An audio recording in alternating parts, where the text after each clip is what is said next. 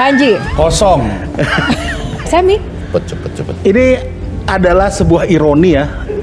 Dia adalah ketua partai dari sebuah partai yang mengklaim partai anak muda, tetapi cara-cara yang digunakan dalam partai itu sama sekali tidak mencerminkan anak muda itu aja.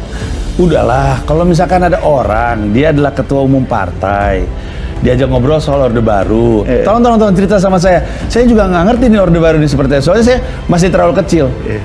Kalau dia bukan ketua umum partai, dia boleh ngomong kayak gitu. Tapi dia, ayolah, ketua umum partai lah. Kalau belum media training, nggak usah jadi ketua umum partai dulu. Kosong. Nggak. Politisi PSI Didik Prayudi turut memberikan sindirannya terhadap sosok Pandji Pragiwaksono soal dinasti di dunia stand-up komedi. Pandji Pragiwaksono menjadi sorotan usai mendapatkan sindiran dari komika Mika Salsabila soal dinasti politik. Didik Prayudi mengatakan penerapan standar nilai yang tinggi untuk orang lain dan bukan bagi dirinya sendiri merupakan salah umat manusia sejak dahulu kala. Dirinya berharap menjadi salah satu orang yang selalu mampu untuk menginternalisasi diri sendiri. Menjawab kritikan dari Didik Prayudi, Pandji Pragiwaksono hanya memberikan capturean berita bahwa dulu PSI menolak politik dinasti.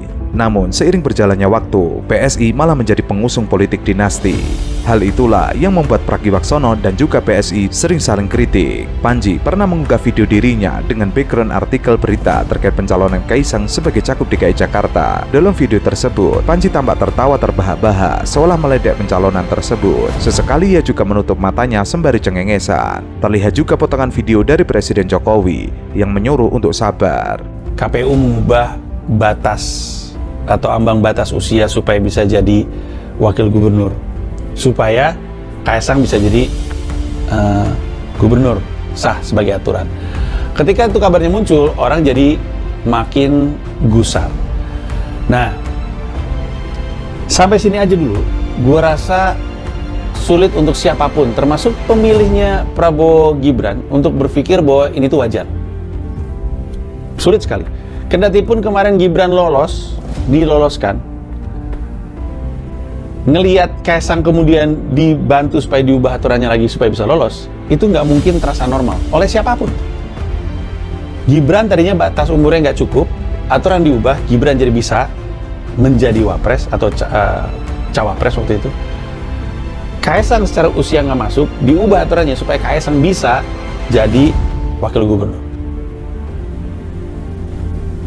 Nggak mungkin terasa normal.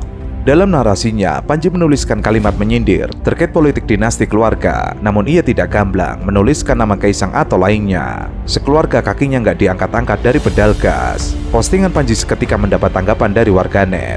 Ada yang menyampaikan kalau politik dinasti sah-sah saja selagi memiliki kemampuan. Pandji juga bahkan pernah melontarkan kritikan pedas kepada Kaisang Pangarep. Hal itu terkait dengan jabatan Kaisang sebagai Ketua Umum Partai Solidaritas Indonesia. Pandji menyebut putra bungsu Presiden Jokowi itu sebagai orang yang sama sekali tidak mengerti politik, bahkan memiliki pengalaman yang sangat minim. Pandji pun mempertanyakan perihal keputusan jabatan Ketua Umum PSI yang diberikan kepadanya. Terlebih Kaisang juga menerima pinangan tersebut dan disetujui oleh Jokowi sebagai ayahnya. Gimana kalau dalam perspektif lain Bang, misalnya Pandji ini adalah orang yang paling cocok memimpin Comika. Menurut gue dulu adalah entertainer dan komedian paling top di Indonesia.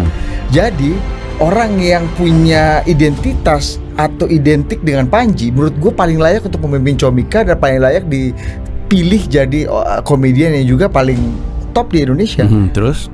Jadi mungkin anak lu atau istri yang lu paling bisa yang juga udah lu kader gitu ya, gue menaruh harapan yang besar. Dan sekarang, wajar aja. Ternyata gue korup di Comika. Lu masih berpikir hal yang sama terhadap anak gue? Apakah dinasti itu yang udah kepilih lagi semuanya korup? Kan enggak juga. Oh, be careful with what you're saying. Enggak kalau Be careful what you're saying. Oke. Misalnya kan kalau dinasti yang lain kan belum tentu Bang. Iya, oke. Dan apakah waktu itu setelah itu anaknya juga? Tapi kita balikin ke pertanyaan gue. Lu pakai contoh gue. Iya, misalnya. Gue mimpin Comika, tapi gue korup. Kalau gue korup, terus anak gue, lu masih berpikir hal yang sama? Anak gue masih cocok? Oh enggak. Oke. Tergantung karyawan lo kan. Oh ternyata bajingan nih keluarga. Menurutnya, dalam hal ini Jokowi bukan hanya seorang pemimpin negara, tetapi juga seorang ayah yang anaknya secara tiba-tiba menjadi ketua umum partai politik. Ia juga bertanya-tanya perasaan Jokowi saat melihat anak bungsunya masuk sebuah partai dan kemudian diangkat menjadi ketua umum. Padahal Kaisang sendiri masuk dan bergabung dengan PSI baru 2 hari. Ia pun menganalogikannya dengan seorang yang baru 2 hari masuk sebuah kantor atau perusahaan, kemudian bisa mengambil alih kursi kepemimpinan dan menjadi CEO. Menurutnya, tidak ada yang bisa dijadikan alasan untuk membuat Kaisang secara tiba-tiba menjadi ketua umum PSI. Apalagi Indonesia adalah negara demokrasi, sehingga semestinya hal tersebut tidak perlu terjadi. Partai politik dalam sistem demokrasi adalah bagian untuk mewakili suara rakyat melalui kader-kadernya. Sebab demokrasi adalah dari rakyat, oleh rakyat, dan untuk rakyat. Sehingga kader partai politik itulah yang kemudian diutus untuk maju mewakili suara rakyat. Kaitannya dengan, ini yang terakhir ya Pak Karni ya, kaitannya dengan, kalau ini urusannya agak personal ya, saya nggak berani nanya ke Mas Kaisang soalnya. Jadi memang betul ya, Mbak Iriana itu saat ini sedang mengandung ya, Mbak Iriana itu saat ini sedang mengandung ya, Mbak Iriana itu saat ini sedang mengandung ya, dan memang betul saya juga sudah dengar Mbak Irina, mohon maaf, Mbak Erina Gundono ya, sedang mengandung ya, dan